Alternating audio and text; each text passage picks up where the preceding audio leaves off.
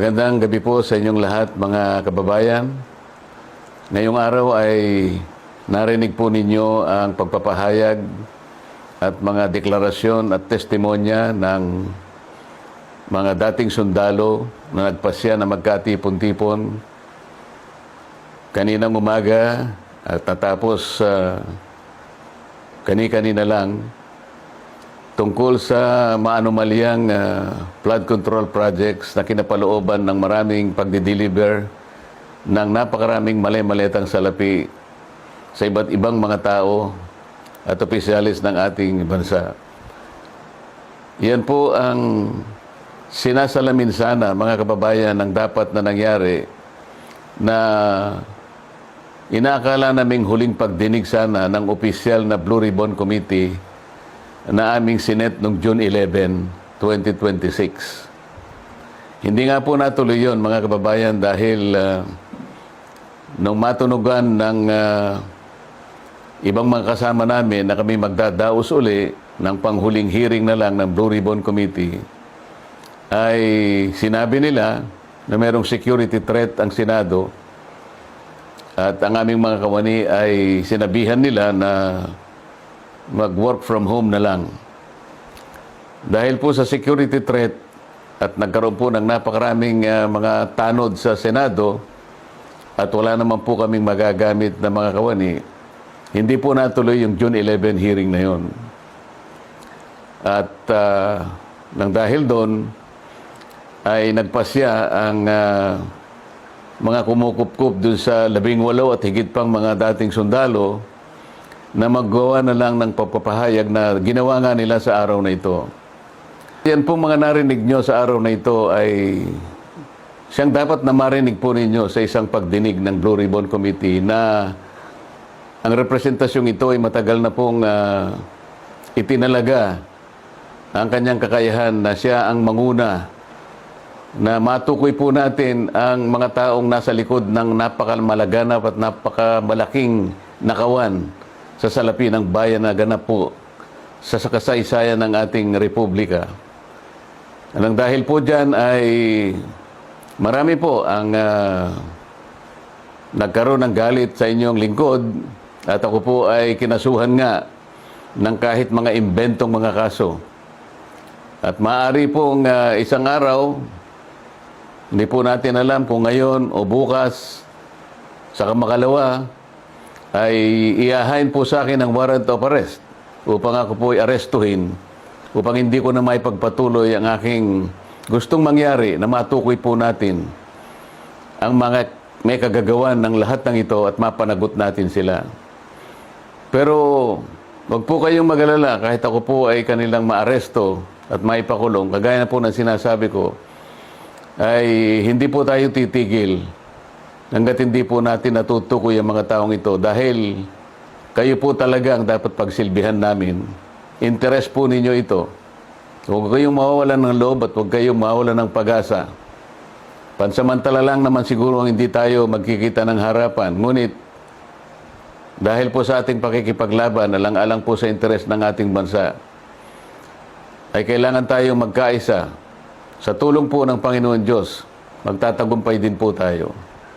Mabuhay po kayong lahat at sana'y araw-araw ang diwa ng ating pagkakaisa ay huwag pong mawala sa bawat isa sa atin.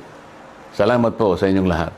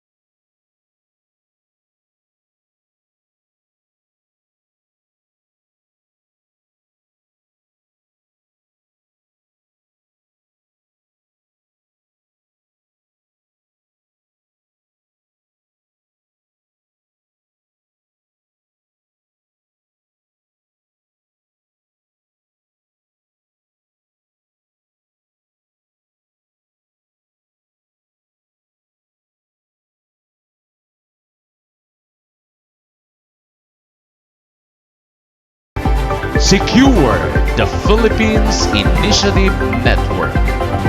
Para sa Diyos, para sa pamilya, para sa bayan. Spin Media, nakatuon sa paghahatid ng mga positibong balita sa loob at labas ng ating bansa. Spin